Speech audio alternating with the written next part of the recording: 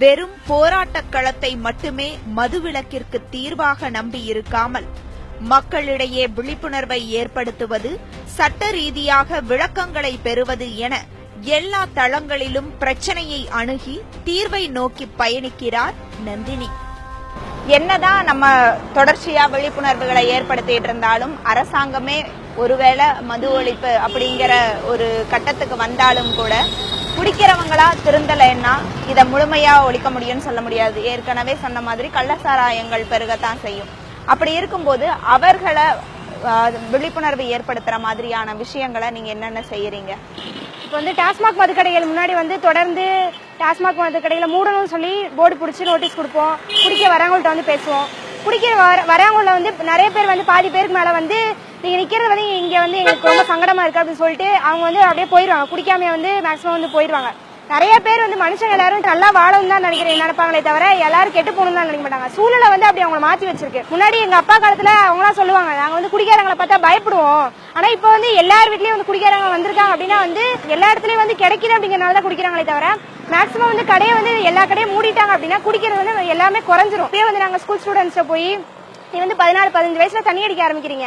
20-25 வயசுல நீங்க போனீங்க அப்படின்னா 20-25 வயசுல ஃபேமிலி லைஃப்கே ஃபிட்டா இருக்க மாட்டீங்க. உடம்புல படிச்சு எல்லாமே வேஸ்ட் ஆயிரும். உடம்பு ஒண்ணு உயிரணுக்களே இருக்காது அப்படின்னு சொல்லி பசங்கள்ட்ட பேசும்போது நிறைய பசங்க பயப்பட ஆரம்பிக்கிறாங்க. இதெல்லாம் தெரியாது பசங்களுக்கு. தெரியாம எல்லாரும் சினிமால காட்டுறாங்க, எல்லாரும் குடிக்கிறாங்க. கவர்மெண்ட் டாஸ்மாக் மதுக்கடையில மூடிட்டு குடிக்க எதிரான விழிப்புணர்வு கொடுத்தாங்க அப்படின்னா அடுத்த ஜெனரேஷன் கண்டிப்பா ஒருத்தர் கூட குடிக்காம கண்டிப்பா முற்றிலுமா பூரண மதுவிலக்க கொண்டு வர முடியும். டாஸ்மாக் பல குடும்பங்கள் அழிகிறது. 16 வயசு 12 வயசு பேர் கூட தண்ணி அடிக்கிறான். ரொம்ப படிக்க முடியாத சூழ்நிலை கூட ஆகுது. தண்ணி அடிச்சுட்டு பல குடும்பங்கள் கெடுது. ஏகப்பட்ட சண்டைகள் வருது, பிரச்சனைகள் கிராமங்கள்லாம் அதிகமாக இருக்குது. நம்ம சிட்டியோட கிராமங்கள் தான் ரொம்ப அதிகமாக இருக்குது.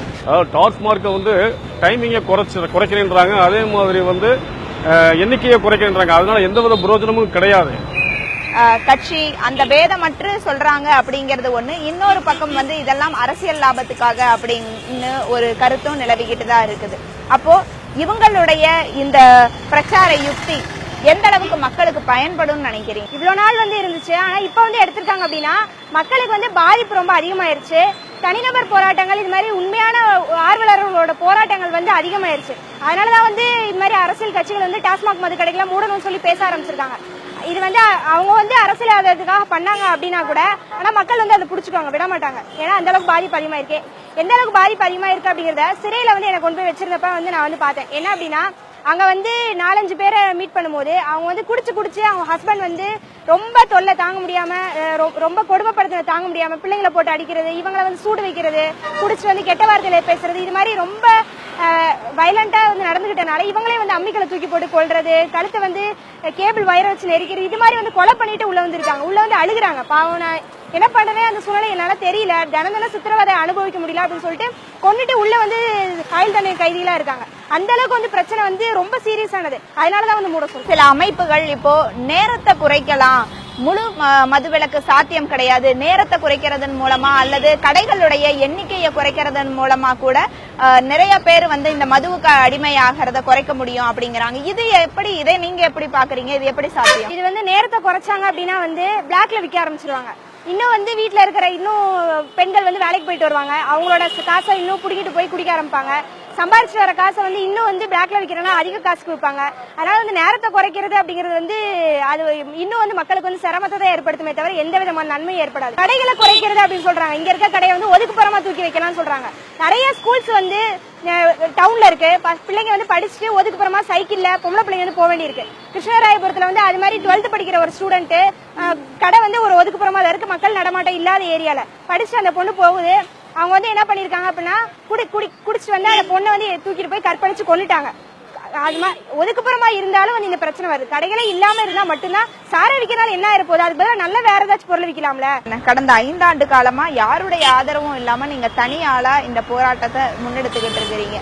உங்களுடைய எதிர்கால திட்டம் என்ன? இதுக்கு என்ன தீர்வுன்னு நீங்க நினைக்கிறீங்க?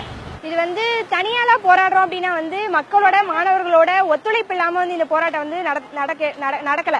நாங்க தனிநபர்களா எல்லா சிக்கலையும் எடுத்துக்கிறோம், போலீஸ் போறோம், அரெஸ்ட் ஆகுறோம். ஆனா மக்களும் மாணவர்களை எல்லா விதத்திலயும் ஒத்துழைப்பு கொடுத்துட்டு தான் இருக்காங்க. அரசாங்கம் வந்து டாஸ்மாக் மதுக்கடைகளை மூடல அப்படின்னா மக்கள் மாணவர்கள் எல்லாரும் சேர்ந்து அவங்கவுங்க பகுதியில் இருக்க டாஸ்மாக் மதுக்கடைகளை அவங்களே வந்து மூட வைக்கிறதுக்கான வழிகளை பார்ப்போம். அதுக்கு மேல வந்து மாணவர்கள்லாம் சேர்ந்து டாஸ்மாக் மதுக்கடைகளை மூட வைக்கிற அளவுக்கு ஒரு நல்ல அரசாங்கத்தை உருவாக்குறதுக்கான வேலையை பார்ப்போம்.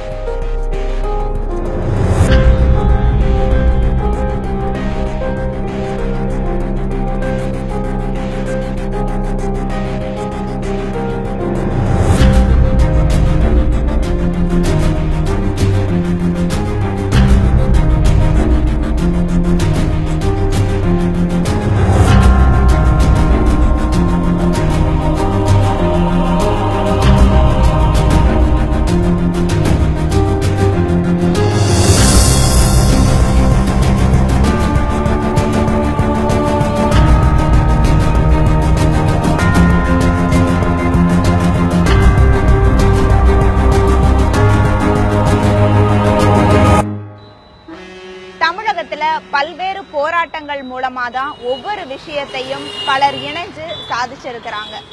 இப்போ தொடர்ச்சியா பல்வேறு அமைப்பினரும் கட்சியினரும் ஏன் பொதுமக்களும் கூட பூரண மதுவிலக்கு வேணும் அப்படிங்கிற போராட்டத்தை முன்னெடுத்து ஒரு மிகப்பெரிய அலையா உருவாகி இருக்கு அப்படின்னு கூட சொல்லலாம்.